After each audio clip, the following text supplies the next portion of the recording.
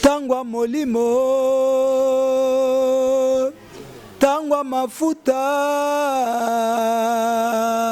tangwa bikamwa, amina sembola loboko, sembola loboko nayo, sembola loboko.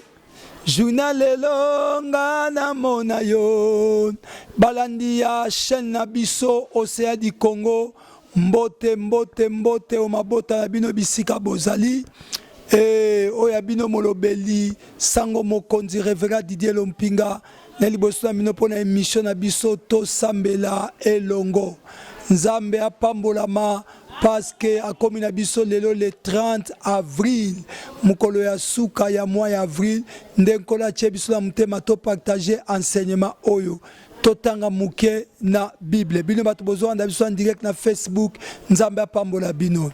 Genèse chapitre 45 verset 10 à 11. La Bible nous dit ceci: tu habiteras dans le pays de Goshen et tu seras près de moi, toi, tes fils et les fils de tes fils, tes brebis et tes bœufs, et tout ce qui est à toi. 11. Là, je te nourrirai, car il y aura encore 5 années de famine, et ainsi tu ne périras point, toi, ta maison, et tout ce qui est à toi. Beta maboko parce que nzambaza mokonzi na bomoy. Tozolobela lelo na teme na biso Goshen. Goshen eza nini? Goshen eza territoire moko na kati na Egypte. Tona ko benga ngo province moko na kati na Egypte o ezalaki ya ba berger, o ezalaki ya baboko limpate. Tangu Joseph bandeko na ye ba ye komimoni sepai na ye. Ndenge nzamba pesa ki ye mayele na periode ya pasi nde Joseph atinda ki ba ela tata na ye na periode ya pasi ezaki periode ya 5 vaches maigres na 5 vaches gras tangu wana pasi makasi eza Joseph ayambi libota na ye tata na ye na bandeko na ye ezaki na ba province bela kokai ko tia bango bavanda mais alobino lokola bino boza ba berger lokola boza boba babate limpate lokola boza na banyama ebele na kotia bino na Goshen o eza pembeni na ngai na kotia bino na Goshen o bisika naza alo nzambe atiaki mayele na kati na Joseph apesi bango libota na ye mboka na Goshen avandisi bango na Goshen tango avandisi bango na Goshen alobi wana nde na koliesa bino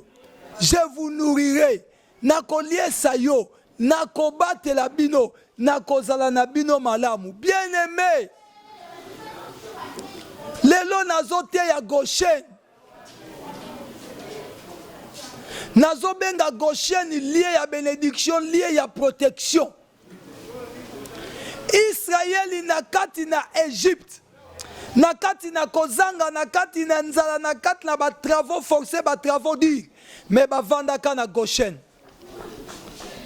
bisika oyo kimia ezali.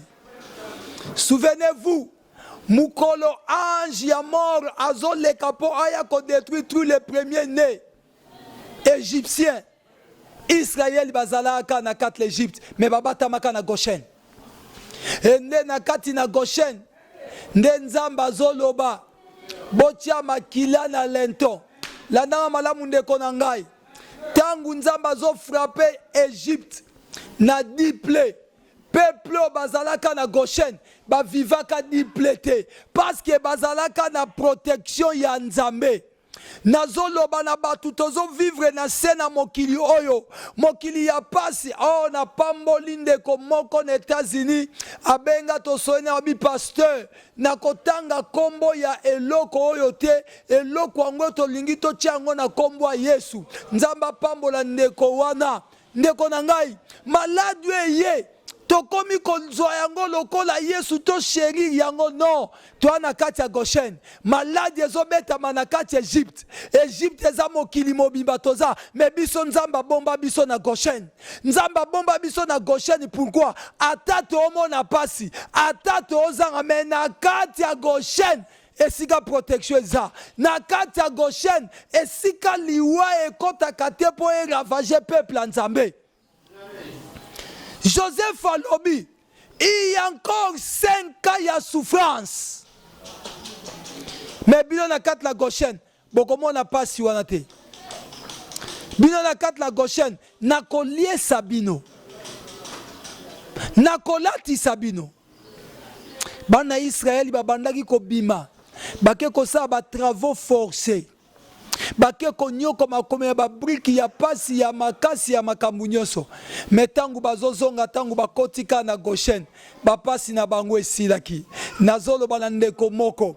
Oyaza na kati na Goshen. Eza parcelle ya Nzambe. Bisiko Nzamba tia libota na ye. Yango ande Goshen. Un lié moko ya repos. Yango ande Goshen. Goshen ya lokola anti-inflammatoire. C'est-à-dire tangu yo oko vimba. Bakamati anti-inflammatoire bache wana kovimba ne kiti. Goshen ya lokola anti-douleur. Bakamati ozo yo kapasi na nzoto. Bakamati kisi ibinali forte omeli yango douleur esili. Goshen ya pasio plasio yo bato bamelaka kokodamol po bazwa repos. Nazo yebisa ndeko moko oya zana Nzambe. Goshen eza vili ya Nzambe.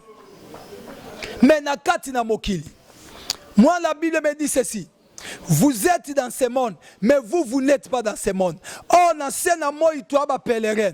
Na sena moi tozo tambola nzamba pambola lor mbongo. Azoloba na ye minzembo na ye. Na sena mokili awa, je suis qu'un passager. Mais on me demandera qu'est-ce que j'ai fait parmi les hommes. Goshen et église. Et si comme mutua batama.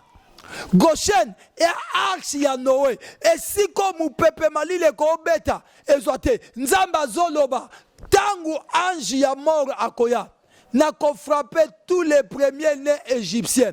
Mais tangu na koya na ville Goshen, alléluia, na ko kuta makila koza na province musute. Et puis bakolia pa kango na province nyonso tu ya Égypte te kaka na Goshen. Bato bana kati ya Goshen. Goshen est la ville de refuge. Et si kon Nzambe bomba Joseph qui était le libérateur ya famille na ye abomba ki bango na Goshen ezaki pembene nazo yebisa yo mwana Nzambe yo Nzambe abateli yo banda les premiers ti les 30 avril parce que batamaki na Goshen. Mutu nyonso abimaka libanda Goshen tangu bazo frapper Égypte ye azozwa plewana.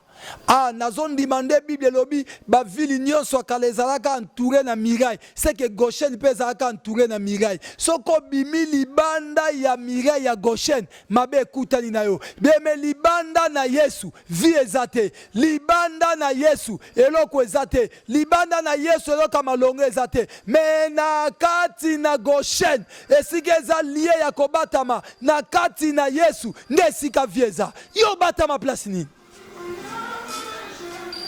Yo batama esika nini? Nazo présenté au Goshen. Mes bien-aimés dans le Seigneur. Goshen, bisiko Joseph. Abombaga famille nae. Nazu Joseph, lokola Yesu. Nazu Égypte, lokola monde. Nazu Goshen, mboka oya bénédiction. Onzamba bomba.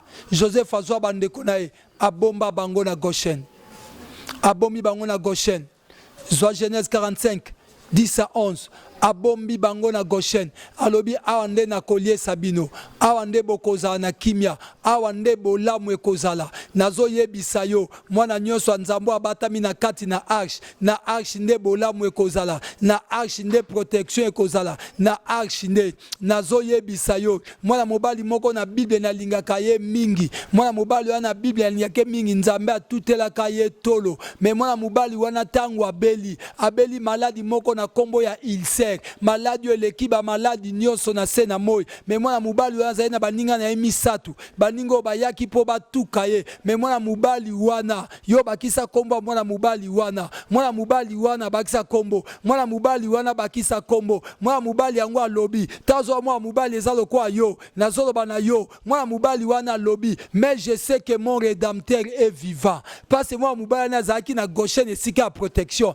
na kati na Goshen na to beli rédempteur aza vivant na kati na Goshen na to zangi na tongo okokoma minute fo batindela yo lipa na kati na Goshen de bénédiction eza na kati na Goshen de couverture malamu eza mwana mobali wana posa tanga komole mena otanga kombo na ete yo bakisa mwana mobali na bi mais je sais que mon rédempteur est vivant même si ma peau est détruite na kati na Goshen ata sida ezuyo nzambaza yango Bible lobi les médecins soignent ngana ndimaka na nga ba minganga parce nzamba pesa ba mayele ndeko kende hôpital mais okozwa lobi ko kuna te ba ko soigner yo mais celui qui guérit c'est Jehovah Rapha zalaka na Goshen Jehovah Rapha demeraka na Goshen ndeko nanga Joseph alobi boya papa na bana nyoso 70 personnes na bandeko nyoso mais akotisi bango na Goshen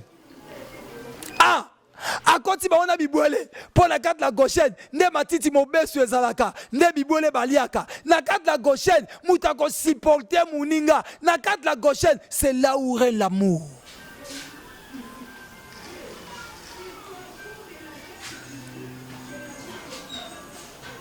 na kati na Goshen nde nzamba témoigne kaboya ye Goshen lié moko na kati na Égypte mais il est béni.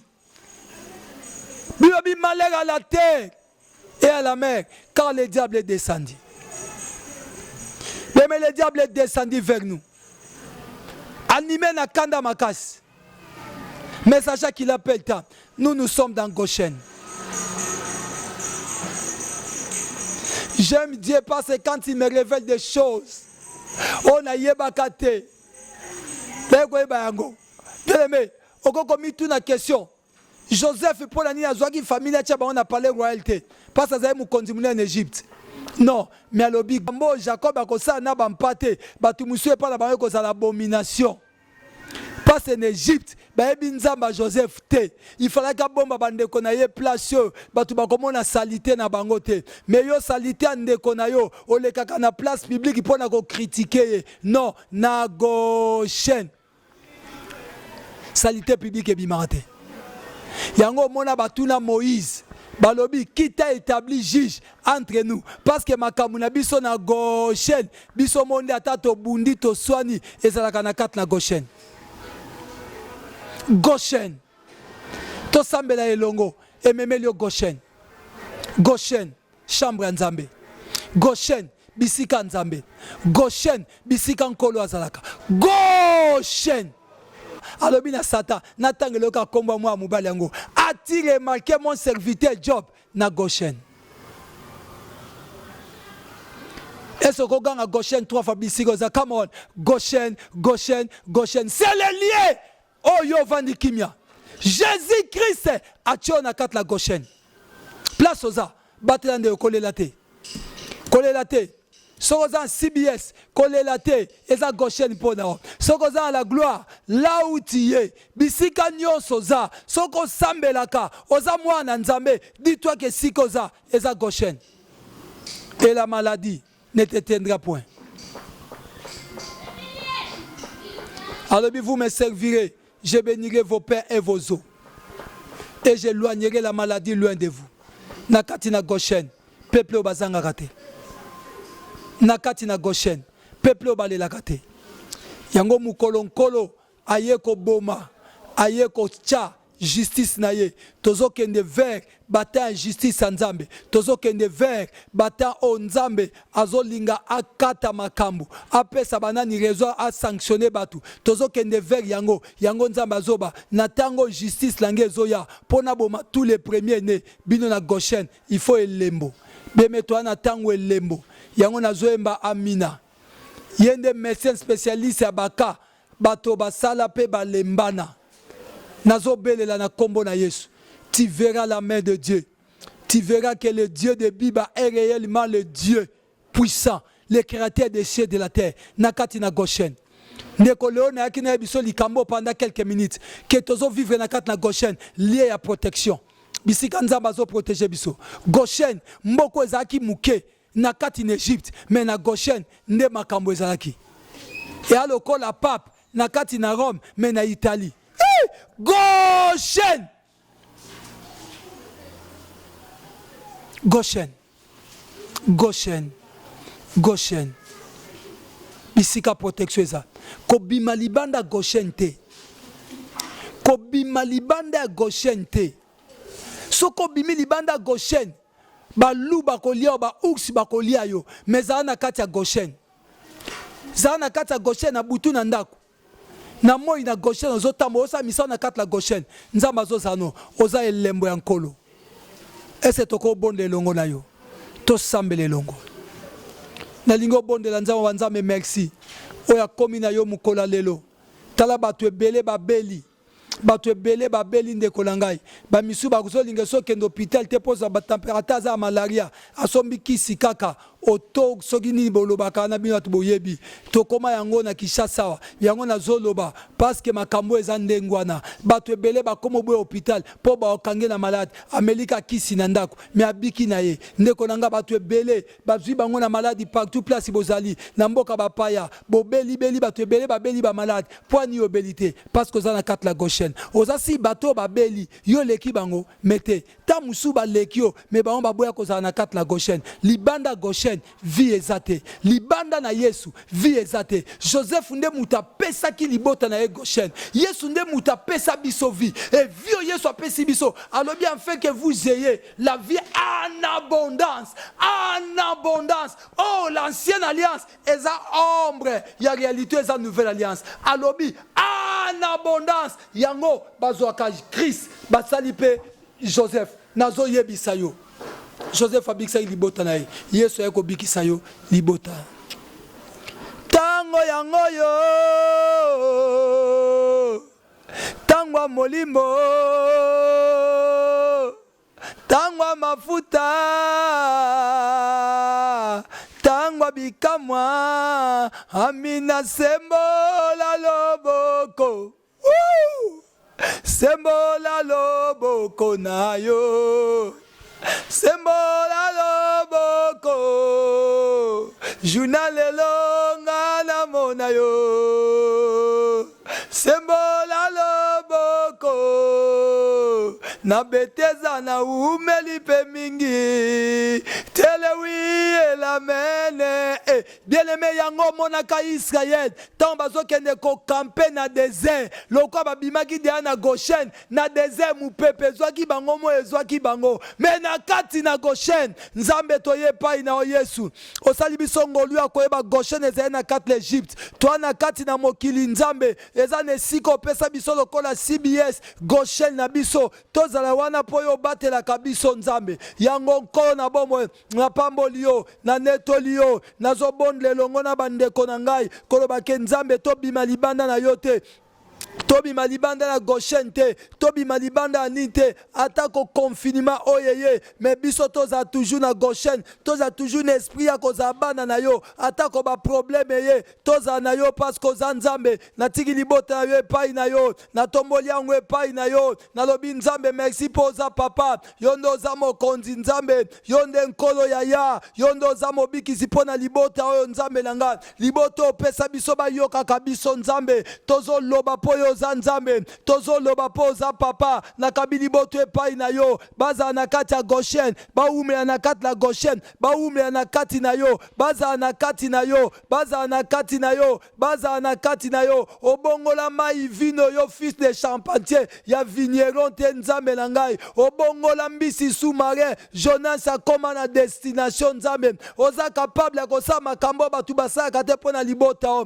oza capable ya kosama makambo saka te pona libota liboto nzambe sala feke liboto bayeba ki ondo za nzambe babombama na kati na Goshen babombama epai na yo Goshen mboka na kati na Egypto me mboka wana ezwaka frappe te tango Egypte mobimba ezolela na Goshen baa na kimia tango mokili ezogange ezolela biso ebongi tozala na kimia po toa na Goshen spirituel toa na Goshen nzambe yo nde papa liboto esima mepai na yo zala nzambe na kati la bango na kombo na Yesu Masia nde tobondeli boye nzambe libota no epai na yo sidi mwe toko comprendre yo toza batu ne sengo pambola libota oyo ata na pasi ata na bisengo toza toujours elongo na yo nazo pekisa nzambe po mupepe deja ya kimia ezoya merci po za papa merci nzambe na image nazo pekisa nazo pambola nzambe